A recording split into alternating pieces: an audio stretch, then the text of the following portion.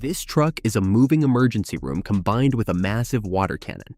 When you see a fire truck screaming down the street with lights flashing and sirens wailing, it looks like a simple red machine designed to carry water. But that is only about 10% of what this machine actually does.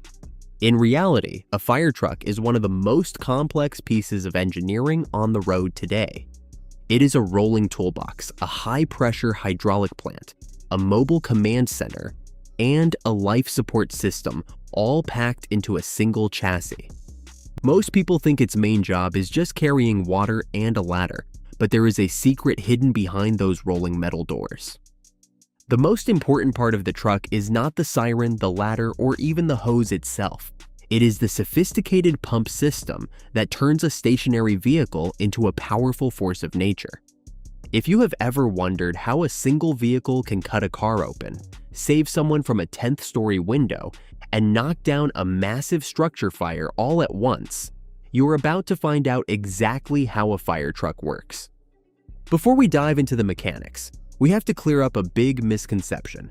Most people call every big red emergency vehicle a fire truck, but in the world of firefighting, they are not all the same. There is a huge difference between a fire engine and a fire truck. A fire engine, or a pumper, is primarily focused on moving water. It carries the hoses, the onboard tank, and the massive pump system used to attack the fire directly. Then you have the ladder truck, also known as an aerial. These are the giants with the massive extendable ladders on top, designed for high-rise rescues and getting water to the roof of a building. Beyond those, you have rescue trucks, which often carry no water at all. These are packed with heavy-duty tools for car crashes and technical rescues.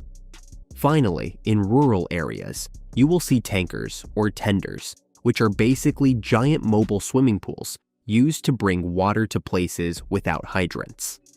When an emergency call comes in, the specific truck sent to the scene is chosen like a precision tool for a specific job.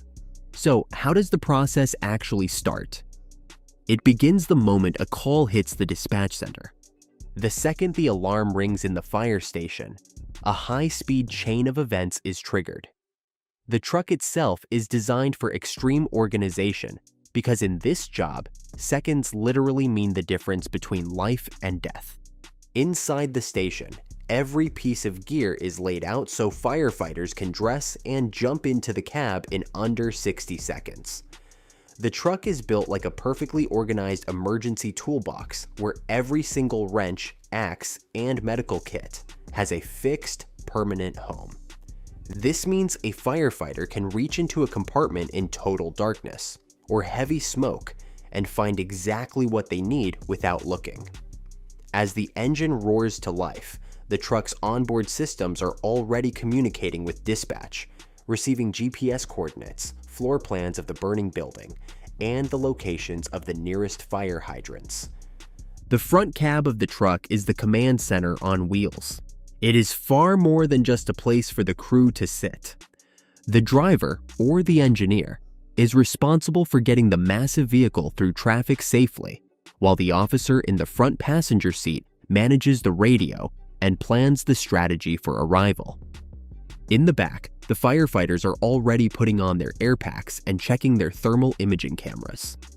The cab is packed with rugged tablets, multiple radio frequencies, and maps. Some modern trucks even have sensors that tell the crew if a seatbelt is unbuckled or if a compartment door is slightly open. By the time the wheels stop spinning at the scene, the crew has already identified the fire's location and decided which hose lines to pull. Now, let's talk about the water. Most people assume fire trucks get all their water from hydrants, but most engines carry a built-in water tank, usually holding between 500 and 1,000 gallons. This allows the crew to start attacking the fire the very second they arrive. This onboard water is critical because it buys the team 3 to 5 minutes of heavy firefighting time, while other members of the crew look for a permanent water source like a hydrant. However, 500 gallons disappears incredibly fast when you are spraying at high pressure. This onboard tank is just the bridge to the main event. Water alone is useless without the mechanical heart that turns it into controlled power. The pump system is the fire truck's heart. The pump is normally behind the cab in the middle of the vehicle. The driver puts the truck in pump gear when it arrives at a fire. This directs all engine horsepower to the centrifugal pump by disconnecting it from the wheels. This pump is mechanically powerful. It uses an impeller to spin water from the tank or hydrant at high speeds. This exerts immense pressure that can propel water hundreds of feet or through 1,000 feet of pipe. The pump operator monitors gauges at a control panel on the truck to ensure firemen inside the building have enough pressure. Too little pressure won't extinguish the fire. Too much pressure will turn the hose into a lethal serpent that could hurt firemen. Hoses connect to this pump. Not all hoses are equal. Small agile attack lines are pre-connected and ready to enter a bedroom or kitchen. Designed for maneuverability, massive supply lines are often 5 inches thick. These transport large amounts of water from hydrants to truck pumps. These hoses end with precision instrument nozzles. Firefighters can click the nozzle to create a wide fog pattern to avoid heat, or a steady straight stream to attack the fire source through a ceiling. The truck provides all hose options promptly because the fire will stay ahead if the crew chooses the wrong one. But what about the massive ladder on top? On a ladder truck, this piece of equipment is a masterpiece of hydraulic engineering. These ladders can extend over 100 feet into the air.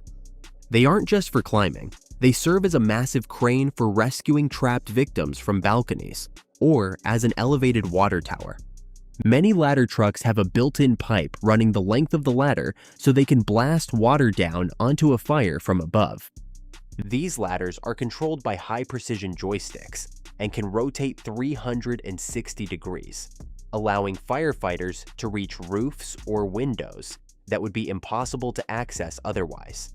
Stability is key here, so the truck uses massive hydraulic legs, called outriggers, that extend from the sides to prevent the entire vehicle from tipping over while the ladder is in use.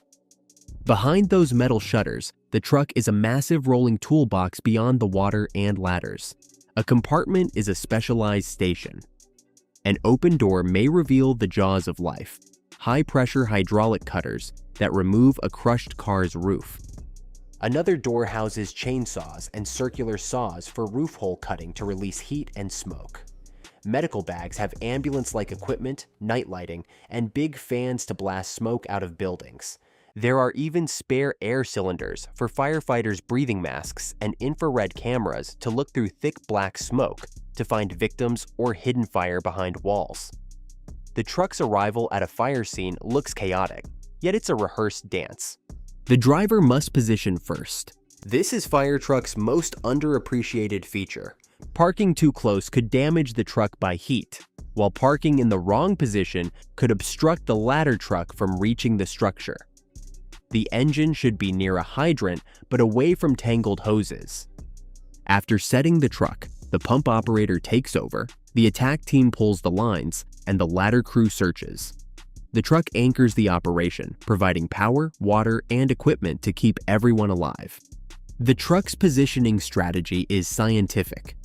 A sloppy parking job might undermine the mission. The driver must consider overhanging electricity wires, the ladder's stability slope, and the building's collapse zone. The vehicle shields firefighters and the site from traffic. It must remain clear so ambulances can promptly transfer patients in and out. Every foot of the truck is planned to maximize hose reach and ladder angle. Finally, fire truck is a broad term. Fire engines specialize in water and hoses. Ladder trucks are high-reach rescue and ventilation experts. Rescue trucks are heavy tool specialists, and tankers are water delivery specialists.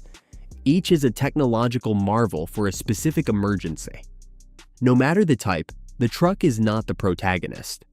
Fire trucks are powerful, expensive, and amazing, but their systems make them work. The centrifugal pump and hydraulic outriggers are linked and maintained, so it functions. Most crucially, it works because a team of qualified specialists can operate every lever, gauge, and tool under extreme strain. You'll know a red giant is a life-saving machine the next time you see one.